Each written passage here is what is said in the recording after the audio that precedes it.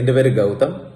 വിനയൻ സാറിന്റെ യക്ഷിയും ഞാനും എന്ന സിനിമയിൽ ഹീറോ ക്യാരക്ടർ ചെയ്തുകൊണ്ടാണ് ഞാൻ ആ സിനിമയിലേക്ക് വന്നത്.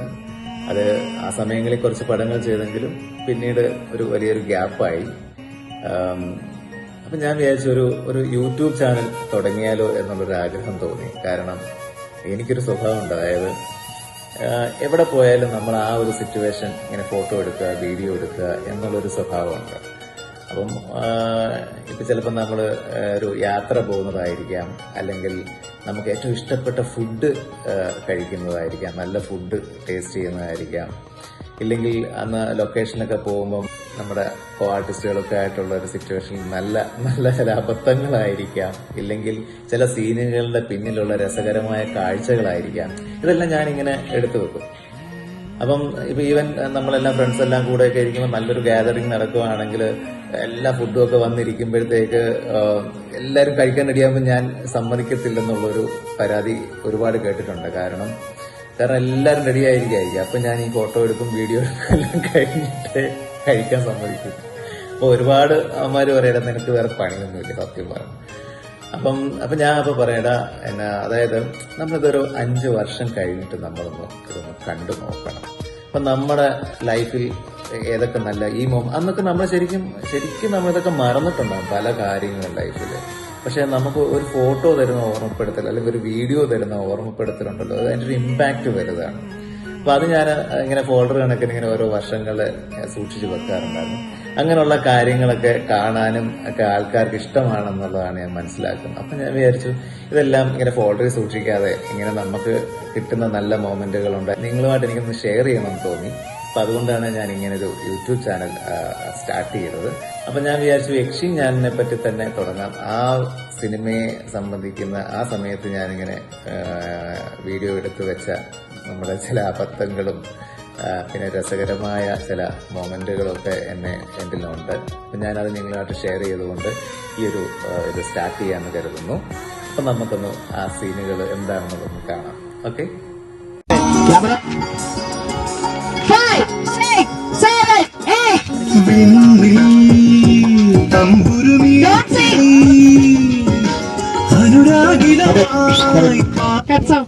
Don't sing only. സിനിമയിൽ ഇങ്ങനെ പൂന്തോട്ടത്തിൽ നടുക്ക് നായകനും നായികയും ഡാൻസ് ചെയ്യുന്നു. അതിന്റെ പിന്നിൽ ഇവരാണ്.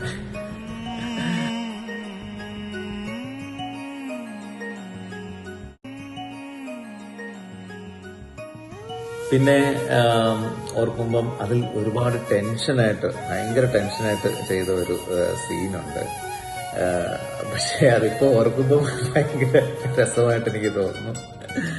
അന്ന് ഭയങ്കര ടെൻഷനായിരുന്നു.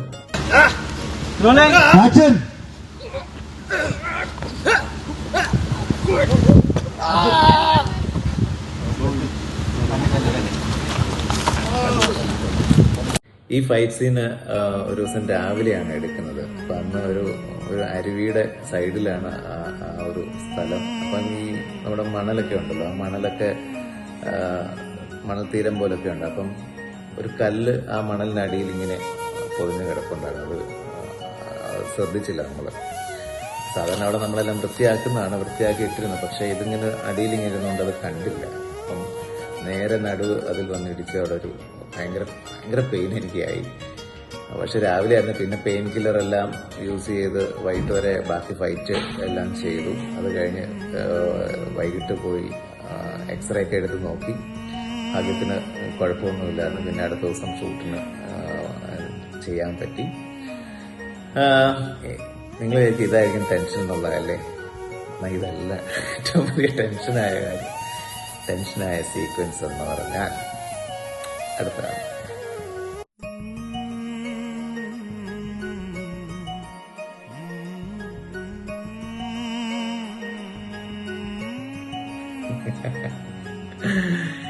ഈ സീക്വൻസില് ആതിരപ്പള്ളിയില് ഒരു സ്ഥലത്താണ് ഷൂട്ട് ചെയ്തത്. ഈ ആതിരപ്പള്ളിയിലെ ഒരു പാലത്തിനടിയില് രാവിലെ 6 മണി ഭയങ്കര തണുത്ത് നിൽക്കുകയാണ്.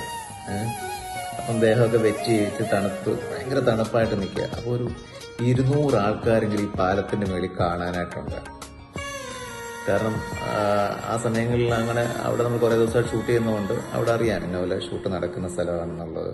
രാവിലെ ആൾക്കാരെല്ലാം തെരഞ്ഞു പിടിച്ച് വരും. ഹഗ് ചെയ്യാൻ പറയുന്ന ആ സീക്വൻസ് ഇങ്ങനെ സാറിങ്ങനെ മൈക്കിലൂടെ ഇങ്ങനെ പറഞ്ഞു നിൽക്കുക. എനിക്കാണ് ഭയങ്കര ടെൻഷൻ അങ്ങനെ ഒരു സംഭവം ചെയ്യാൻ.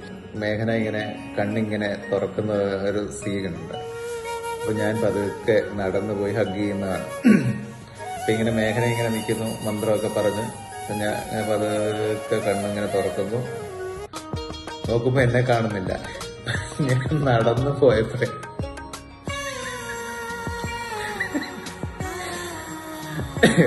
ഞാൻ നടന്നങ്ങോട്ട് മൂവ് ചെയ്തപ്പോഴത്തേക്ക് നല്ല പായൽ പിടിച്ച് കിടക്കുകയാണ്. തെന്നി അടിച്ച് നേരെ മേഘനയുടെ കാൽച്ചോട്ടിൽ സാഷ്ടാംഗം വീണ കിടക്കുക.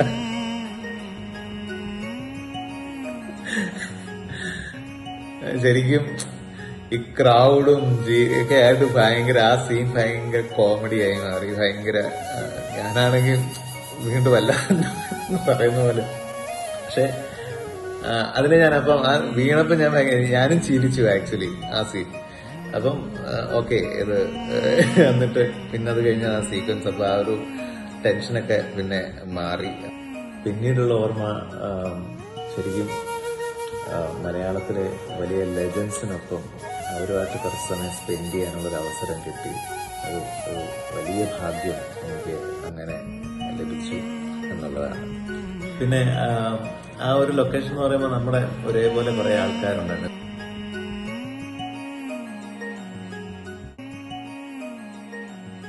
ആ ഒരു സെറ്റ് ഭയങ്കര രസമായിരുന്നു. ക്യാമറയുടെ ഒന്നും അറിയത്തില്ലേലും ഭയങ്കര സീരിയസ് ആയിട്ട് സ്ക്രിപ്റ്റ് ഒക്കെ പഠിച്ച് തള്ളുകയാണ്. യക്ഷി ഞാനും ആ സിനിമ ഇറങ്ങിയപ്പം ഒരുപാട് പേര് സോങ്ങിനെ പറ്റിയായിരുന്നു പറഞ്ഞിരുന്നത്. കാരണം നല്ല സോങ്ങാണ്, പ്രത്യേകിച്ച് വൃന്ദാവനം കൊണ്ടോ എന്ന് പറയുന്ന സോങ് വളരെ നല്ലതായിരുന്നു. ഈ അടുത്ത സമയത്ത് ഞാൻ ആരോ കണ്ടപ്പോൾ പറയുന്ന കേട്ടു വൃന്ദാവനം കൊണ്ട് സോങ് നല്ല സോങ് ആയിരുന്നു. അപ്പം നിങ്ങൾക്ക് ഏത് സോങ്ങാണ് ഇഷ്ടപ്പെട്ടത് എങ്കിൽ നിങ്ങൾ കമന്റ് ചെയ്യൂ. മാക്സിമം കമന്റുകൾക്ക് ഞാൻ റിപ്ലൈ ചെയ്യുന്നതായിരിക്കും.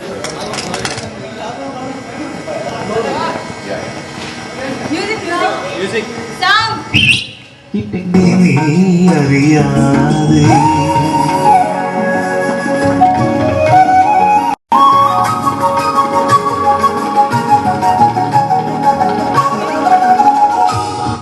That one, huh? Oh. Do it.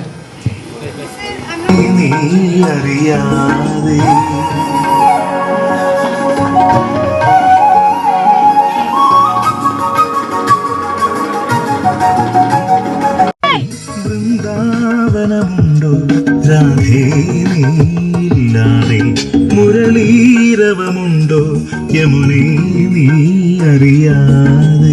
അപ്പോൾ ഇതൊക്കെയാണ് അന്നത്തെ ആ യക്ഷി ഞാനും സിനിമയെ പറ്റി ഓർക്കുമ്പോൾ ഉള്ള വിശേഷങ്ങൾ നിങ്ങളുമായി ഷെയർ ചെയ്യാനുണ്ടായിരുന്നത്. ഈ ഒരു യക്ഷി ഞാനും സിനിമ നിങ്ങൾ കണ്ടിരുന്നോ എന്ന് എനിക്കറിയില്ല, നിങ്ങൾക്ക് ഇഷ്ടമായിരുന്നോ എന്ന് എനിക്കറിയില്ല, നിങ്ങൾക്ക് ഓർക്കുന്നുണ്ടോ എന്ന് പോലും എനിക്കറിയില്ല. അപ്പോൾ നിങ്ങൾ ഇതെല്ലാം ഒന്ന് കമന്റ് ചെയ്താൽ എനിക്ക് ഒരുപാട് സന്തോഷമായിരിക്കും. ഈ ഒരു ചാനലിലൂടെ നിങ്ങളുമായിട്ട് കുറച്ച് കൂടുതൽ ഇന്ററാക്ട് ചെയ്യാൻ പറ്റുമെന്ന് ഞാൻ കരുതുന്നു. അപ്പോൾ ബൈ ബൈ. ഇനിയും ഒരു വീഡിയോയുമായി നമുക്കിനി കാണാം. വീണ്ടും സന്ധിക്കും വരെ വണക്കം. Bye bye. Thank you. വൃന്ദാവനമുണ്ടോ രാധേ നീയില്ലാതെ, മുരളീരവമുണ്ടോ യമുനേ